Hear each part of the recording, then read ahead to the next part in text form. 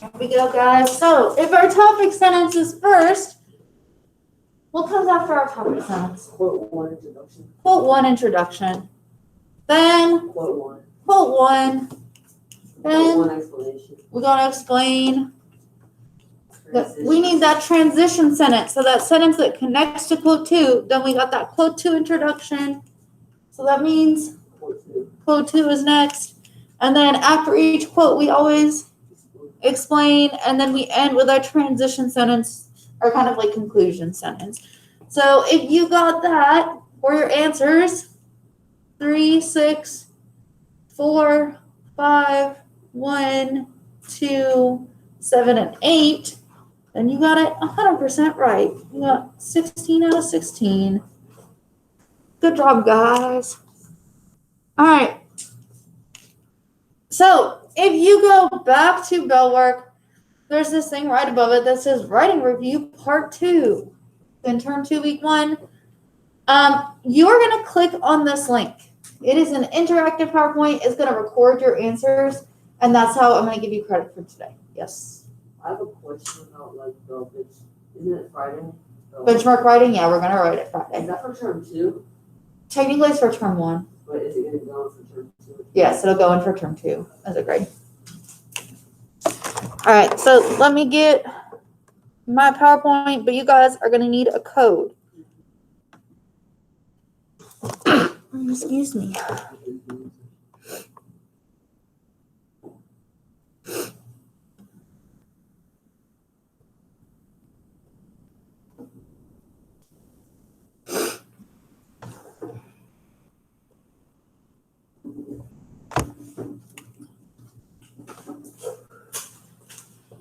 Hey guys, so what is the code? You will enter XPRUNS.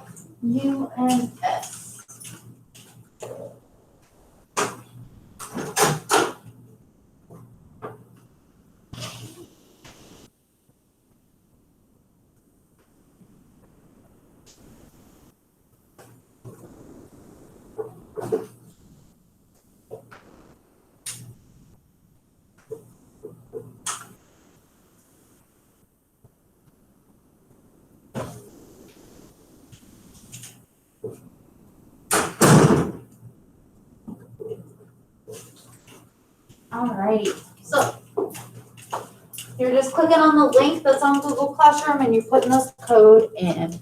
Anybody stuck or confused? Everybody confused? You're going to Google Classroom, going to Writing Review Part 2, and there's a link there. You're going to click on the link and put in the code.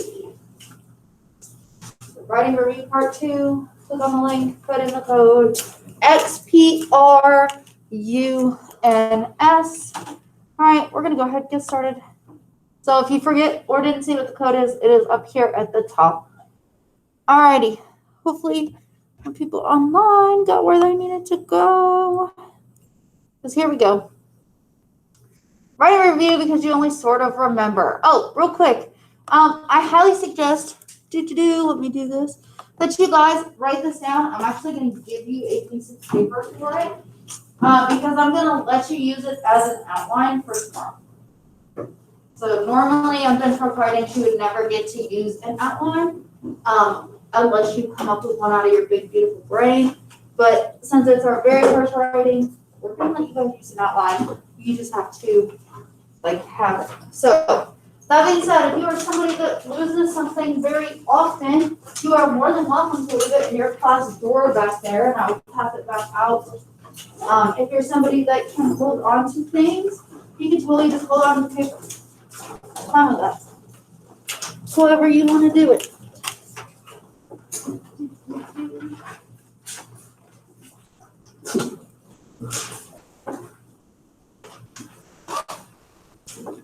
So your introduction is going to have at least 4 sentences.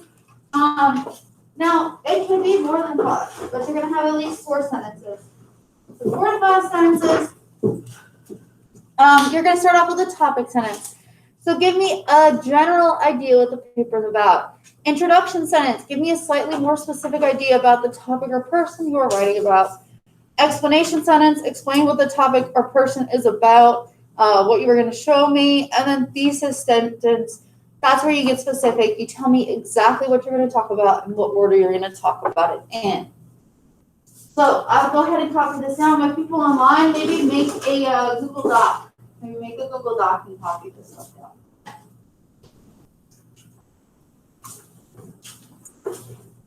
So if you guys are looking over here, you kind of see on my board, I have this kind of funnel drawn. That's what a introduction should be like. It should start off kind of broad or vague, and then slowly get more narrow, slowly get more specific as you get towards your body paragraph.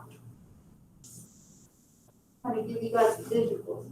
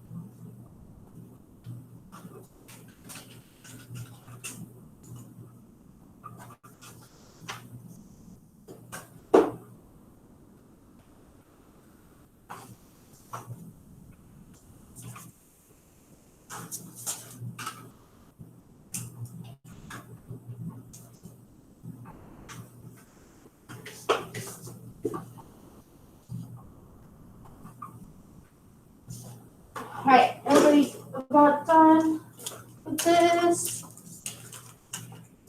Everybody's hand falling off yet? A little bit? Okay. Good. All right. We're going to move on. So this is just an example. I wanted to show you guys what it kind of looks like. So first, you're going to introduce the topic. English 1 teaches many valuable skills, but not all English skills will be required in certain professions, such as a celebrity chef. So based on that topic sentence, what the heck am I going to be talking about? English 1. English 1 skills.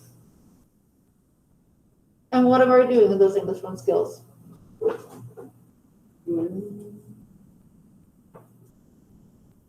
But not all English skills will be required in certain professions.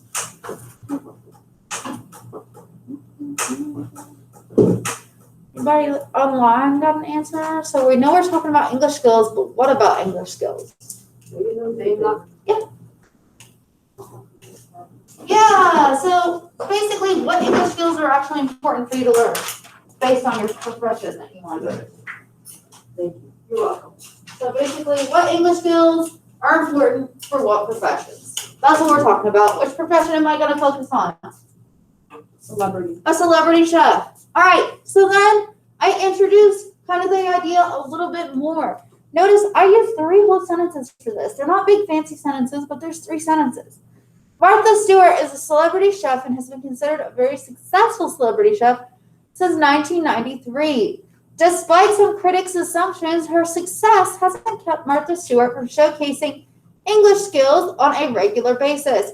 Instead, her way with words, both spoken and written, have been the reason her career has skyrocketed. So I'm introducing, this is a person, she uses these English skills. All right, then I'm going to explain. I'm going to explain exactly what skills and how they're using them, so I'm getting a little bit more specific. An average day for Martha Stewart would require her to speak fluently and listen carefully to audience and critic feedback. So that narrows it down a little bit. Then I've got my thesis, which tells me exactly what I'm going to say and in what order. Martha Stewart, a Food Network chef, believes that speaking and listening are the 2 most essential English skills to her everyday success. Formal grammar and writing, while important, are not as essential to her daily professional requirements. So, here we go. Let's talk about this. That's my thesis. What is the very first thing I'm going to talk about? If you read that thesis statement, what's the first thing? First English skill. Speaking, yes. What's the second English skill I'm going to talk about? Listening. What's the third? Formal grammar and Writing. 4th is writing. So that's the order I'm going to talk about it in because that's the order I wrote it in my thesis. Here's my suggestion, guys, especially with the benchmark writing. Since it's timed, write that body paragraph first, then go back and write your introduction and write your thesis. That way you know it's in the right order. Because as like those meat and potatoes are important, but you still got to have that introduction and conclusion. So you got to have the like bun on top and the bun on bottom. You got to make sure you got the meat. All right, so there's a little button that lets you answer this question. According to the slide above, what will the student talk about in their paper? We just talked about this. What are they going to talk about first? So there's an answer sheet for you. Go ahead and answer it.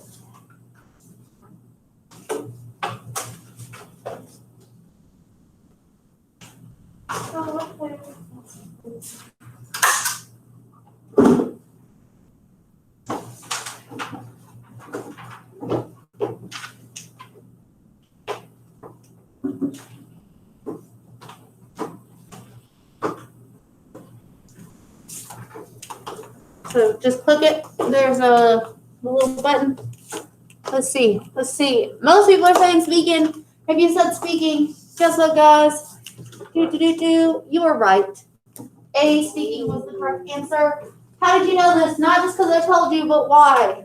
Because it's supposed to be mentioned. It was the first thing they talked about in their thesis, so it's going to be the first thing they talk about in their paper. All right, so I don't want you to write this one down. I just want to show you guys that this is just like a race paragraph. You restate, so you give me that topic, you restate that thesis, give me that topic. You're gonna then explain what first skill you're gonna talk about. You're gonna cite evidence, give me that quote, and then you're gonna explain in at least 2 sentences how that quote proves your point. You can't write this down? I would ask you not to because I'm gonna have you write down the next one. Okay, so the next one includes this part. Then after that, the only thing that's really different is you have a transition sentence. It's either a transition to another quote, where you start to introduce the next skill you're going to talk about, or it's a transition into a conclusion, in which case you're just kind of giving you a sentence that sums everything up. So this is what I want you to write, because this is ideally what you will write for your benchmark writing, is at least one body paragraph with 2 quotes. So it should be 7 to 10 sentences, which is really easy to get because there's 8 things you need to do.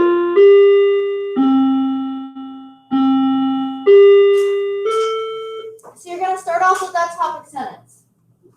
So your thesis was, cats once worshipped in Egypt come in many color variations, but some of those colorings affect the cat's ability for adoption or adoptability. So that's your thesis statement. So now your topic sentence is going to tell me, cats once worshipped in Egypt have historically been important pets because they control mice populations. So then I'm going to introduce quote 1. They were worshipped because blah, blah, blah, blah, blah. Give me a quote about it. And I'm going to explain it in at least 2 sentences. Then I'm going to say not only were they worshipped, but they were also kept as pets by early farmers. So see how I connected worshipped and pets? So you've got to do both things, both ideas in one sentence in order to transition. Then you're going to kind of introduce that quote 2. Farmers thought they were perfect pets because they controlled mice populations. One farmer stated, hey, he eats mice. Then I'm going to explain in 2 sentences how that quote proves that they were important. And then last but not least, you're going to have a transition sentence into either the next body paragraph. So while they were kept as pets and worshipped historically, many people consider certain color variations bad luck. And that lets me know I'm going to talk about the color variations and luck in that next paragraph. So as you can kind of see, guys, it all flows. It all goes together. If you have a sentence about, I don't know, speaking, then you have to have a sentence that connects it to listening. You have to say, speaking isn't the only thing she does. She also listens. Whatever it is. So ideally, you're going to give me at least one of these paragraphs for this benchmark writing. You're going to give me an introduction. You're going to give me one big beefy body. If you want to try to give me 2, you can. But at least one big beefy body like this with 2 quotes and then a conclusion. Now, if you can get me 2, give me 2. But give me at least one of these. With 2 quotes, give me evidence, proving your point.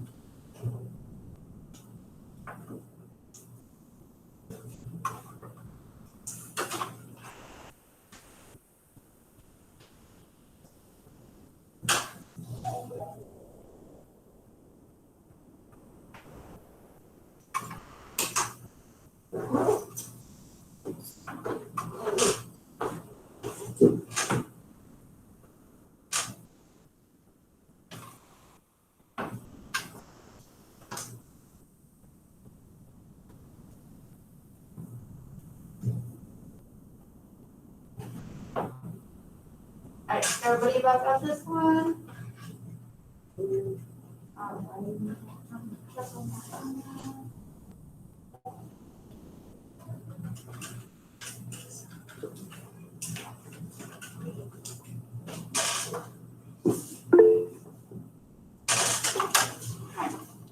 Yes. You go back one. You go back one.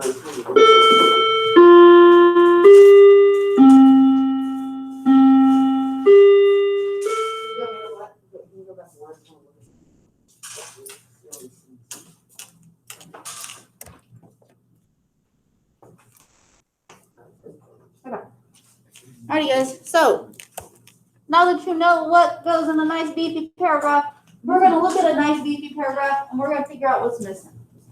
So, Martha Stewart, a Food Network television star, believes that speaking and listening are the most important English skills for everyday success. We got our topic sentence right there. Alright, Martha Stewart explains that speaking is something she does every day, comma, are you speaking every day in every way? Stewart 1, so we've got our citation. Stewart's use of rhyme does not negate the seriousness of her words. Speaking is essential to her success because without her ability to speak clearly and emphatically, she wouldn't be the television star she is today. So we've got 2 sentences of explanation. All right, then we have this kind of quote. Stewart explains that listening is an important skill for her job. Listening is another useful tool in my toolkit. Stewart 2. Stewart explained that she calls listening a tool because it allows her to stay on cue and respond to audience members. Responding to audience members helps her show feel more interactive and helps her ensure that her recipes are understandable. So 2 sentences of explanation, and then we have our transition to a kind of another body paragraph. While speaking and listening are important to Martha Stewart's success, there are other English skills that she utilizes yet less. So, what are we missing in that? What are we missing? So, we had our quote 1, and we went explanation, and we went right into quote 2. Is that how that's supposed to work? No. No, we're supposed to have a sentence that connects the 2. Hey, bro, can you check your foot down for me, please? Appreciate you. So, we've got those explanations. But yes, guys, we're missing that transition sentence into quote 2. There wasn't a sentence that said, speaking isn't the only English skill she finds important. Listening is important to her job as well. That wasn't there. I just went, here's an explanation for speaking, and then here's a quote about listening. There was no in between. So if I was a teacher, which I am, I'd probably be very confused. So B, transition sentence / quote to introduction. So I just gave you an example of what it would look like. It would look something like, speaking isn't the only thing that's important. She also uses listening. So you're going to connect those 2 ideas. The reason I'm going over this again is because if you remember, that writing organization part is worth 4 points, which means if you don't have a transition, that's not going to knock you down from like a 3 to a 1. So this is super important. Make sure that you're writing those transition sentences. Now this one I don't want you to copy. I just wanted to show it to you. I'm going to have you copy the next one because this one's a little too specific to what the essay we used to write. So first you'll restate your thesis. That will always happen. Sentence 2, summarize the important parts of body paragraph 1. Sentence 3, summarize the important parts of body paragraph 2. Now, I have a question. What if you only have one big, beefy body paragraph? What could you do? Yeah, break it down. So if you've got a quote about one thing, re-explain it for sentence 2. If you've got a quote about another thing, re-explain it for sentence 3. Then sentence 4, you are going to make a connection to the real world. So it should be, your conclusion should be at least 4 sentences long. It should be at least 4 sentences long. I prefer it to be 5 because paragraphs are supposed to be 5 sentences at this point. However, I understand conclusions and introduction mess people up. Just know that eventually they will have to be 5 sentences. But right now, I'll accept 4 to 5 sentences. If you want to have more, you can. You're going to start by restating your thesis. Then you're going to summarize the most important part, body paragraph 1. Then you're going to summarize the most important part, body paragraph 2. And then you're going to make a connection to the real world. And by that, like, why is it important? Why should we care? What's going on with this? Like, how does this apply to your real life? Think of questions like that when you're making that connection. Now, I'll give you guys a second to copy this. Then I'll talk about restatement with the thesis.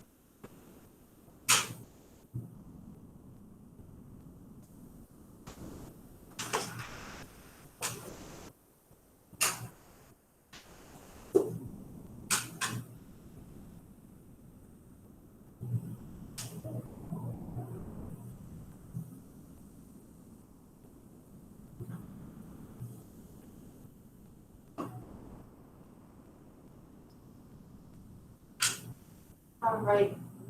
Everybody about to do this.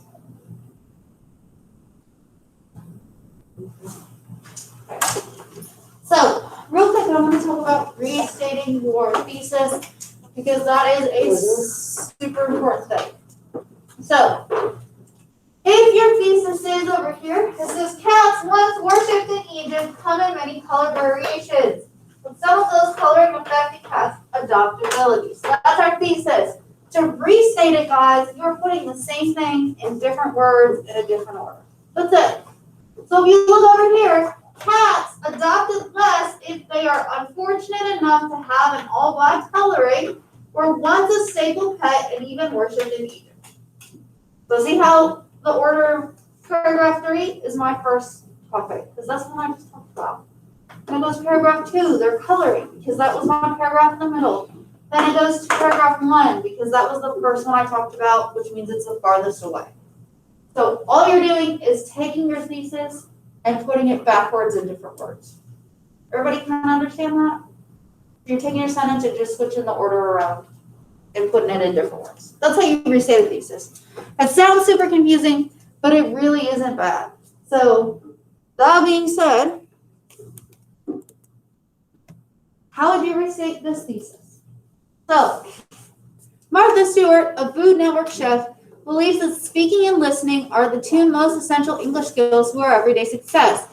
Formal grammar and writing, while important, are not as essential to her daily professional requirements. So real quick, guys, what were the first two things our person spoke about? Speaking and listening, what were the last two things? Formal grammar and writing. So you need to talk about formal grammar and writing first, and then speaking and listening. Okay? So nothing crazy, you're just switching it around.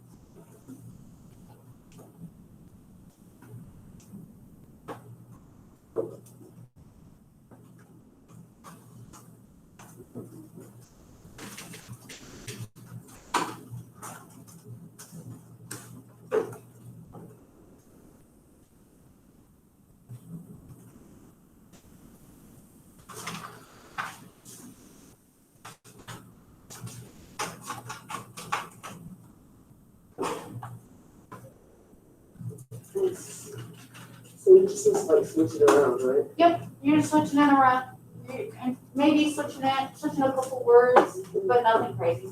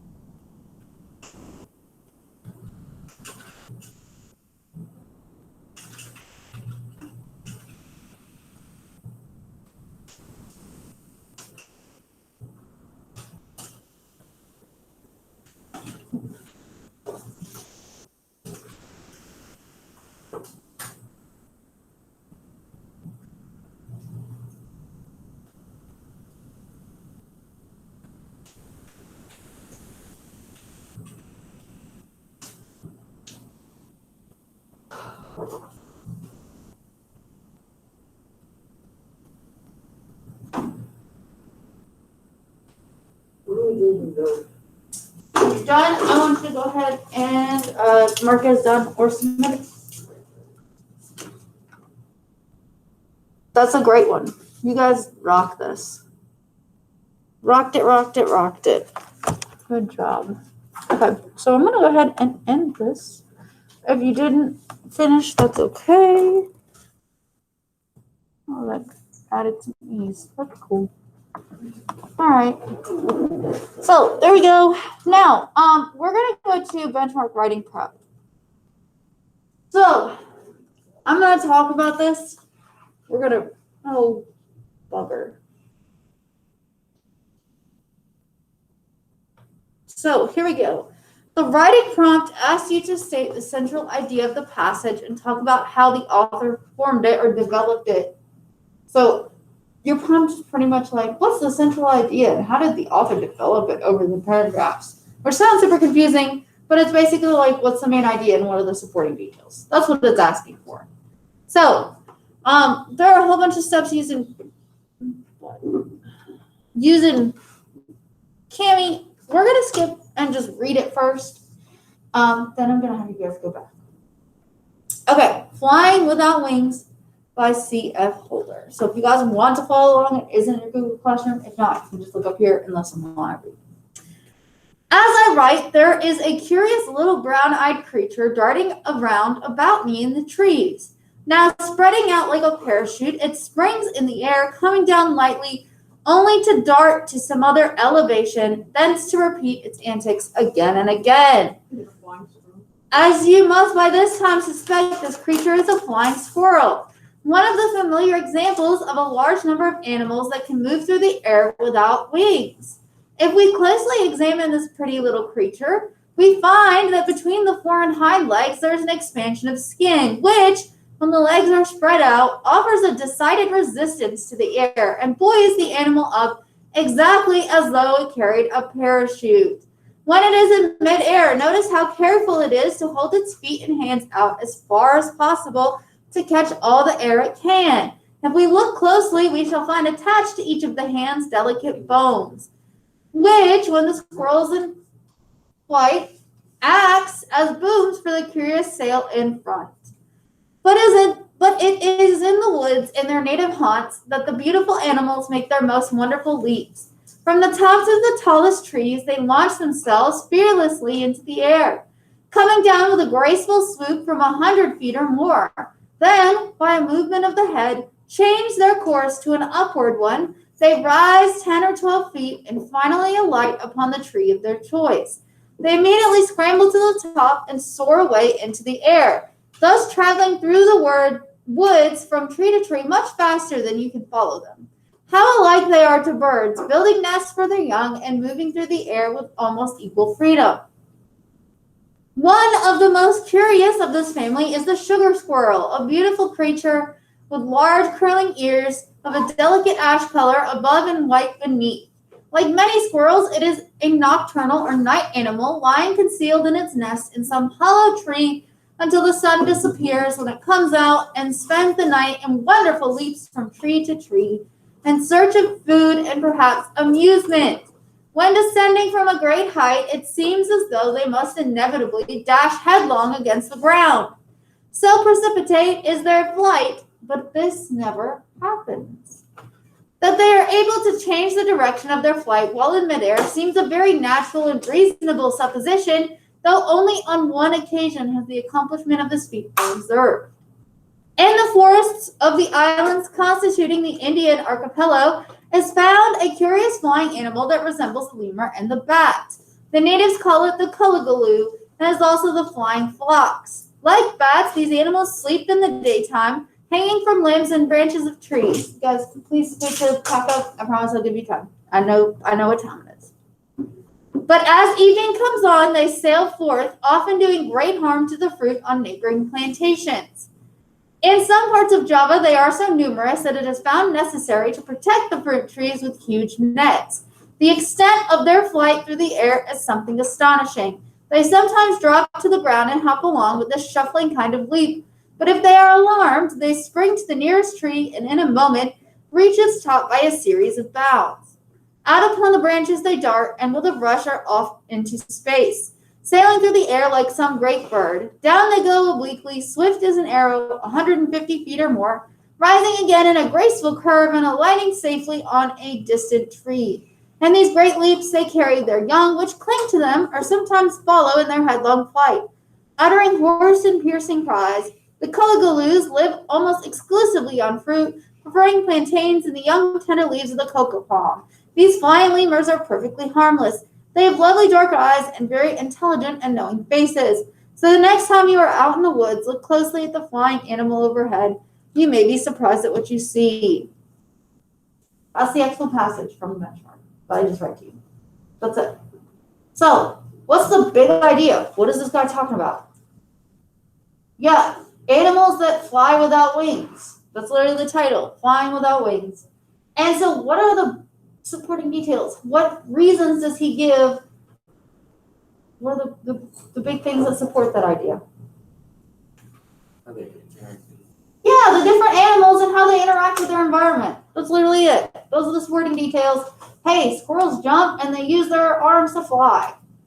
Hey, sugar gliders jump and it looks like they're going to fall to the ground, but nobody's seen them fall. Hey, this happens, but they live. Like, it's pretty much the different animals and their ability to fly. That's your supporting details. So you have your central idea. You have the supporting details. I'm not going to require these. I would highly suggest it. If you do this and you let me know you do it, I'll print it out and let you use it on the benchmark writing tomorrow. So that being said, I'm not going to require it. I'm not going to make you do homework tonight. But if you choose to do it, it'll really help you. And I will give it to you tomorrow to use. So just keep that in mind. Otherwise, go ahead and pack up. I do. Let me make sure. Yeah, I got it. Pack up and stand on the left side of your desk so that I can come play.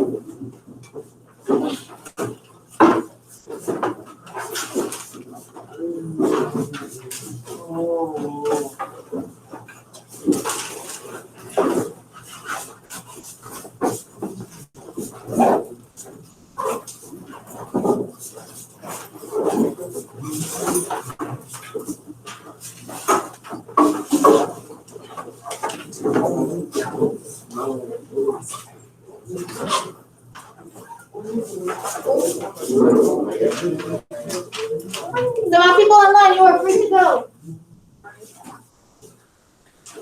Yeah, that's what I don't want. Yeah. Thank you.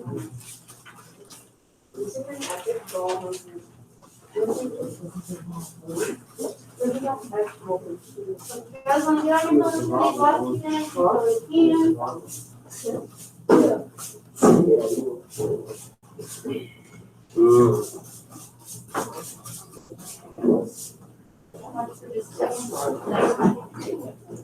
Make sure you sit on the left. Yeah.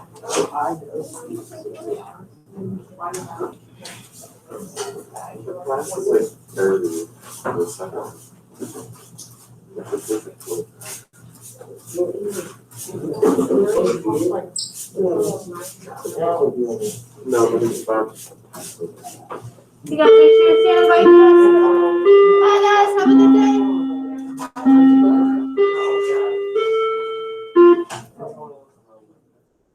You